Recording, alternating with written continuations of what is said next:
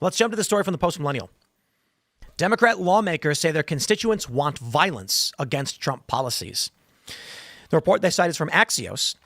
Democrat lawmakers have said their voters are really displeased with them over their failure to prevent Trump's and the Republicans from enacting their agenda. These voters are so mad, Democrat polls claim, that they could resort to violence. A report from Axios details the issue, saying they spoke to more than 24 House Democrats to gauge the temperature of the Democratic and leftist base. People apparently are mad, and so mad they could take action into their own hands, as we've already seen with these stories of an ambush on an ICE facility and 2 cops being shot. Quote, "What I have seen is a demand that we get ourselves arrested intentionally or allow ourselves to be victims of violence. And a lot of times that's coming from economically very secure white people. In Portland, Oregon, violent Antifa militants have been doing just that by blockading an ICE facility there. LA has seen riots as well as protests have erupted in New York, D.C., and elsewhere. On the same day that Axios released their story, Border Patrol was ambushed in Texas outside an immigration facility.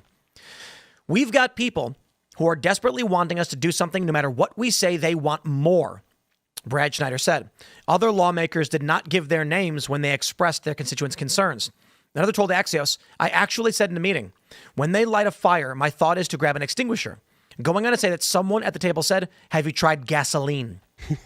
Our own base is telling us that what we're doing is not good enough. An anonymous lawmaker told Axios that there needs to be blood to grab the attention of the press and the public. Still, another said that their constituents were done with civility because it isn't working. Another Democrat said, "People online have sent me crazy-ish, told me to storm the White House and stuff like that."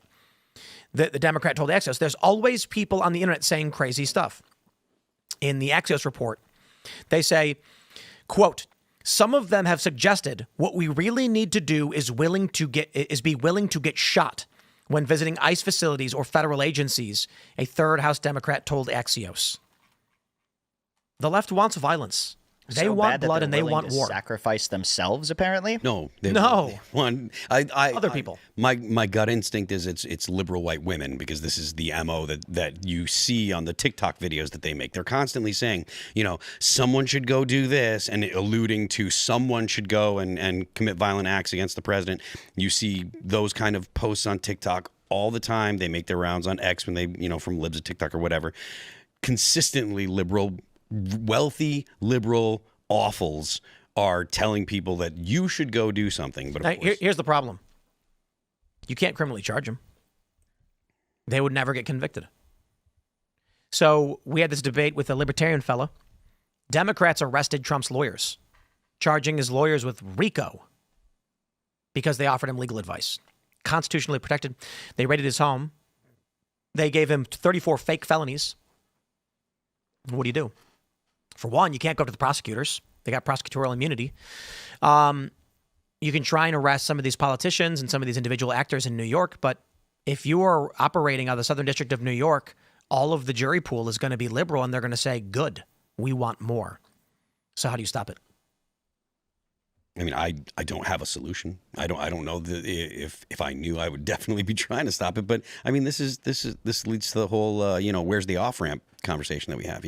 What is the how do we de-escalate this kind of violent rhetoric when there are so many people out there that truly seem to believe that, like, sending illegal immigrants back to their countries of origin is somehow fascism? The most mundane state policies, like you can't just come here and take advantage of our generous social security system, and that just upholding the law is considered fascism. That's ridiculous. Well, it's not like it's the first time we've actually deported people in any administration either. Mm-hmm. I mean, we've been doing it for a long time, just not en masse like this. So it's like, well, it's never targeted direct communities this way before. They say Obama was the deporter in chief, but it was largely people crossing the border. Trump is actually going into LA and saying these people are gone. We're sending them home, and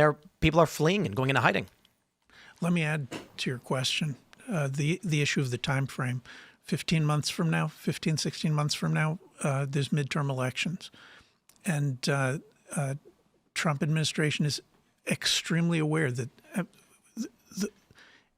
the way this is going to end, I mean, this round, the way this round is going to end, is if they can stay in control, if they can be putting it down without looking like they're overreacting, without giving the impression of, oh, okay, look here, the Trump administration, they're the Nazis. This is difficult to do. It's a fine line.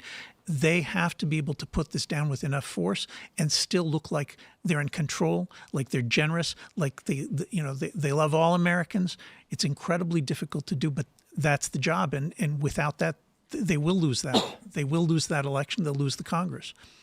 And honestly, I don't think there is a way to de-escalate this. I think this is going to turn into one of those situations where violence can only be met with violence, and that's what we've been seeing with these attacks on these police. That's these guys are ending up shot dead or, critical condition. The ideology of the left is extreme. They have been flooding the country with illegal immigrants against the will of the American voter, telling you to be okay with it. Trump responds with, let's enforce the law. They respond with, we'll kill you. And they're shooting at cops now. And they're rioting and firebombing. If Trump responds with, then you go to jail too, they will respond with an escalation of violence. I don't think people understand. When you see the far left rioting, they are showing you they are more willing than you to use violence. And it's really that simple.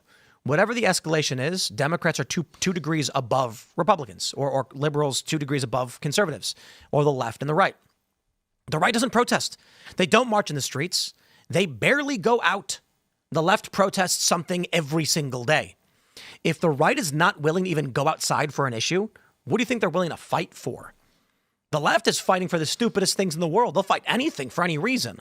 So when the escalation happens, these people are going to go nuts, and they're going to take it to straight up conflict. You don't think that this is organized?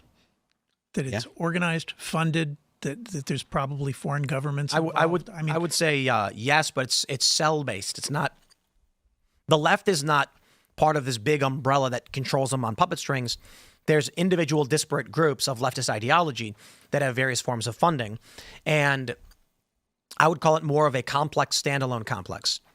A complex standalone complex, meaning a standalone complex is a reference to when individuals act in such a way that it appears as a coordinated effort. A complex standalone complex would be you have cells of standalone action against cells of standalone action. So what I mean by this is Antifa has various chapters. The people there only know a few of each other. There will be like 4 or 5 direct action organizers.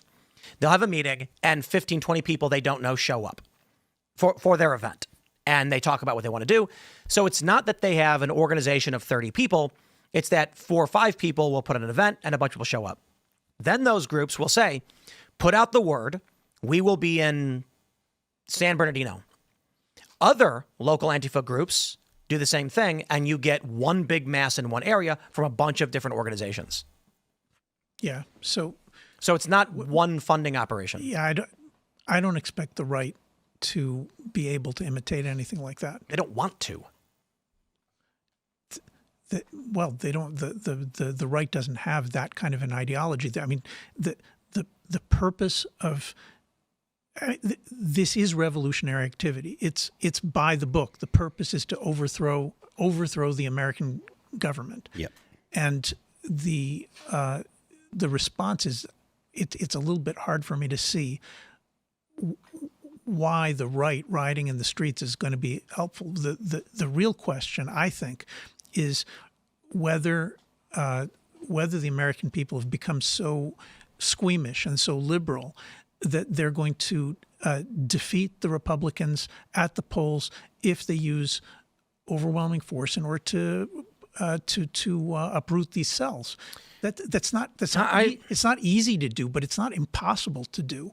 I wonder, based on all the events now, that if the Democrats were to reclaim Congress in 26, which some predict, and then in 2028, however they do, they win the presidency, I don't think the right would engage in the same degree of violent resistance as the left would against Trump.